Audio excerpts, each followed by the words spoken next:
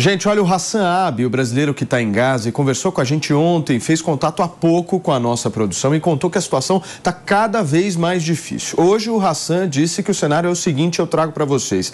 Ele e a família não têm água encanada. Estão há 25 dias sem energia e gás e a comida só vai atender no máximo mais 2 dias. Ontem aqui no programa, vocês lembram que a gente exibiu, inclusive, como que o Hassan estava carregando o celular dele. Ou seja, ele abriu o capô do carro, conseguiu fazer uma gambiarra elétrica ali e aí sim carregou o celular para conseguir falar com a gente, ou seja, a situação dele é pior e a gente aguarda novas informações aí por parte das autoridades brasileiras de como vão resolver esse problema. Eu tô com imagens ao vivo também da faixa de Gaza, vocês estão vendo aí novas explosões. Enquanto a Luciana Verdolin estava falando, a gente registrou, vejo, eu não sei se vocês conseguem ouvir esse barulho que eu estou ouvindo aqui no estúdio, mas são novas explosões que acontecem nesse momento ali na faixa de Gaza. Daqui a pouquinho a gente completa um mês aí de conflito, já na semana que vem mais de 30 dias, são mais de 10 mil pessoas que morreram por causa desse conflito. O 7 de outubro, um dia fatídico para o planeta, jamais será esquecido.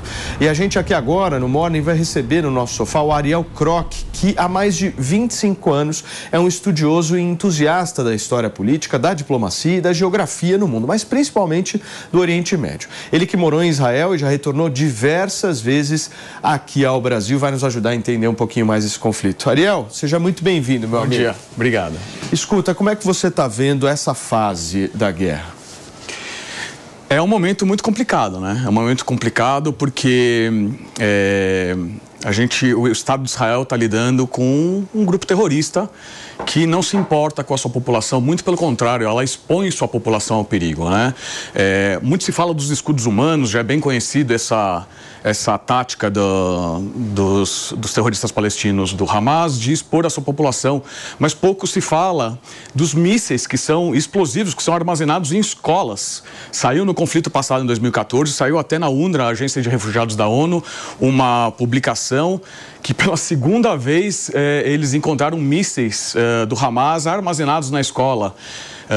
O que não é só um perigo, porque simplesmente são explosivos que podem explodir a qualquer momento, com uma faísca, com um calor em excesso, com as crianças ali estudando nas escolas, como eles também usam esses próprios locais, escolas, hospitais, mesquitas, residências, como locais de lançamento de mísseis contra a população civil israelense. Quer dizer, um crime duplo. Eles, além de exporem sua própria população, eles expõem a população israelense diariamente há anos. A gente tem que lembrar que eles estão na faixa de Gaza dominando desde 2007. E não fazem nada para cuidar da sua população. E eu não digo nem do básico, que é água, energia, escola, segurança. Eu digo de proteger sua população mesmo. Eles fazem bunker para os próprios terroristas do Hamas.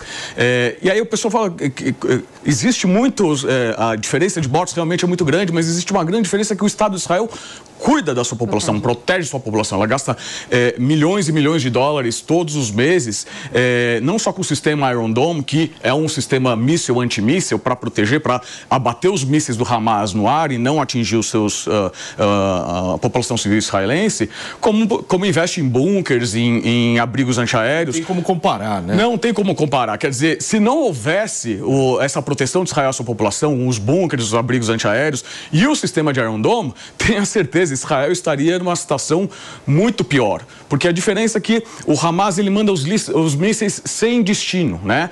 E o pessoal fala, mas são mísseis caseiros. São caseiros, mas matam do mesmo jeito. Né? Não tem esse, não, é caseiro, então não faz mal do mesmo jeito, morre do mesmo jeito, destrói, bota fogo, exatamente igual. Mesmo se caseiro entre aspas, né? Porque eles têm dinheiro e estrutura para construir, né? Não é como se fosse um tiozinho que está fazendo na cozinha de casa, né? É isso aí. Recebe armamento de fora também, recebe armamento do Irã, recebe armamento do Catar, recebe armamento da Coreia do Norte. E é muito, tanto que não acaba. Coreia do Norte. Até hoje as sirenes estão tocando em Israel. Rola um meme por aí que é assim, falta água, falta energia, falta comida, mas míssil não falta. Eles estão há quase um mês, como você acabou de falar, lançando mísseis diariamente, centenas. Só no primeiro dia, no dia 7, foram milhares de mísseis.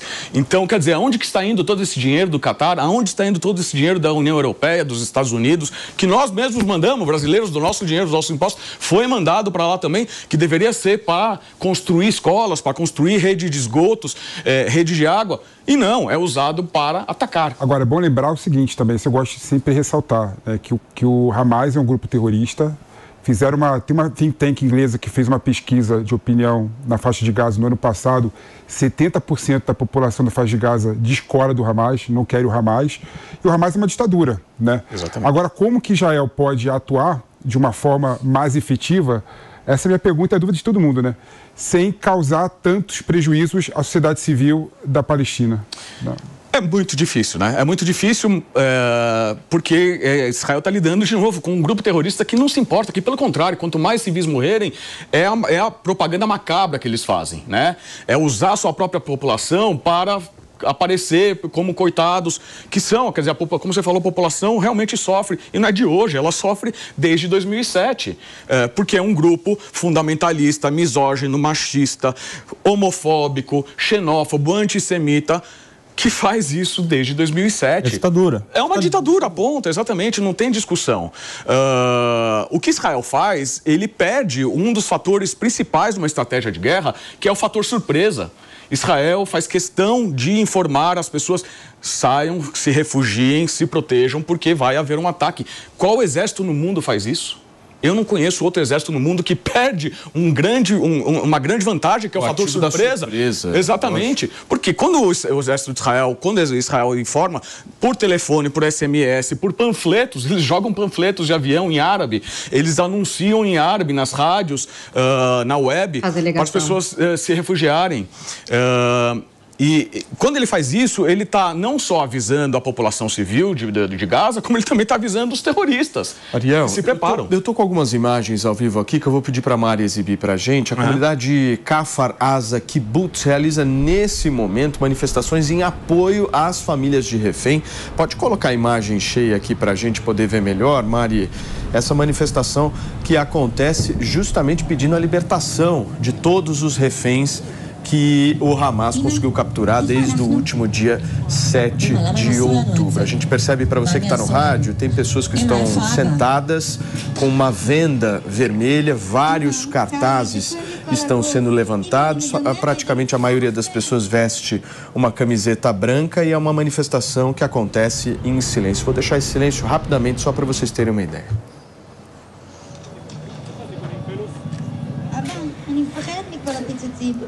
A gente tem também algumas imagens dos próprios reféns que são capturados. Acredito que são as famílias, né, que estão levantando essas imagens. Imagem de uma moça aqui bem ao fundo, acho que vocês devem ter visto, para você que nos acompanha na televisão.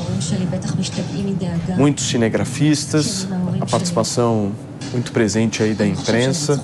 Nessa que é uma manifestação extremamente significativa na comunidade Kfar Aza Kibbutz, nesse momento lá no Oriente Médio. Muito bem. Ariel, eu tive que te interromper, querido. Imagina. Por favor, pode continuar. Isso daí é outra situação terrível, né? Kfar Aza foi um dos kibbutz de Israel, do sul de Israel, mais atingidos, mais atacados. Os terroristas do Hamas entraram com tudo, assim, brutalmente, literalmente um massacre. Eles não se contentaram em assassinar as pessoas que eles viam, eles cortaram os braços de pessoas, arrancaram os olhos. Ontem teve junto com o Stand With Us, o Consulado de Israel e a Federação Israelita Paulista, eles fizeram uma apresentação para várias mídias para mostrar, porque, acreditem se quiser, tem pessoas que duvidam disso, né? Eu já vi o pessoal discutindo, não foram 40 decapitados, foram só 18. Hã? Quer dizer, se fosse né, já seria um absurdo. Quer dizer, nesse momento tem 240 israelenses que são cativos em Gaza. Agora, é impressionante, né, Ariel? Ainda ter a necessidade de se mostrar essas imagens, né? Ter que comprovar um negócio tão absurdo desse. Mas eu acho que o consulado de Israel fez certinho. Tem que fazer mesmo, tem que chamar a imprensa, tem que colocar essas imagens. Óbvio que a gente não consegue exibi-las aqui, mas os jornalistas precisam ter ideia da dimensão que é, né? Porque às vezes o negócio fica muito em narrativas, em discursos e tal, e a gente não tem noção da gravidade que é. Sem dúvida. Foi um dos maiores atentados terroristas da história. Foi o dia em que mais morreram judeus, no mesmo dia, depois da Segunda Guerra Mundial. 78 anos depois do final da Segunda Guerra Mundial, judeus foram massacrados, brutalmente massacrados, da pior... Quando a gente fala de 1.400 mortos, não dá para ter a verdadeira extensão do negócio. Eles não foram só mortos, eles foram torturados, eles foram queimados vivos. E ainda tem centenas e centenas de corpos sendo analisados pelos médicos forenses, né? Tentando ser identificados, porque muitas vezes não restou nada. Eles foram crianças mortas na frente dos pais. Os pais amarrados, vendo seus filhos serem assassinados. Brutal. Quer dizer, e tem gente que ainda defende esse negócio. É inimaginável. A Miriam quer te fazer uma pergunta. Pois não. Oi, Ariel. A minha pergunta, na verdade, tem a ver com isso, porque a gente vê o Hamas, a gente sabe que usa imagens dos seus civis que morrem, tem também toda a história de Hollywood, né, que a gente sabe que é a Hollywood palestina, e como é usada as imagens de crianças e civis sofrendo como uma ferramenta de propaganda. E aí nós temos esse outro lado, que é Israel agora tendo que divulgar imagens, que é uma coisa que acho que vai também, além de muito contra uma democracia liberal, né, numa sociedade atual, vai muito contra os preceitos da religião judaica de divulgar imagens de pessoas mortas, né, e ter essa imagem, né, que para quem não sabe, o caixão no enterro judaico ele é fechado, a gente preserva a imagem do falecido para ter lembrança da pessoa ao vivo. Como é que tu vê essa situação de realmente uma guerra de propagandas? A gente tem a guerra militar, a gente tem a guerra presencial que está acontecendo, mas mais fora a gente está vendo uma guerra de narrativas, que é essa questão de duvidar, e Israel ter que fazer esse trabalho de levar no mundo inteiro 45 minutos de vídeo sobre o atentado que aconteceu.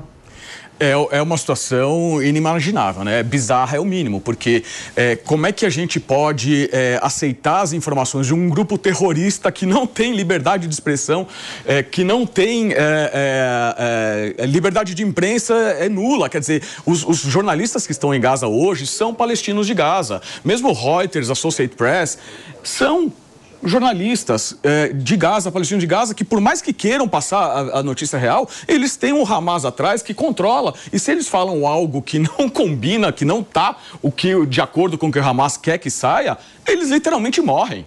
Então, e do outro lado você tem Israel, uma democracia, a maior democracia do Oriente Médio, o único país do Oriente Médio que tem uma parada do orgulho LGBT, uma das maiores do mundo. Israel, Jerusalém é a segunda cidade, sempre tem, entre Jerusalém e Washington, são as cidades com o maior número de correspondentes internacionais do mundo. Correspondentes das mídias, dos jornais, das televisões de todo mundo estão em Israel, escrutinando de lado a lado, de ponta a ponta, todos os dias. E do outro lado você tem o Hamas, um grupo terrorista que não tem liberdade de expressão, que não tem liberdade de imprensa e que solta as notícias e as pessoas compram.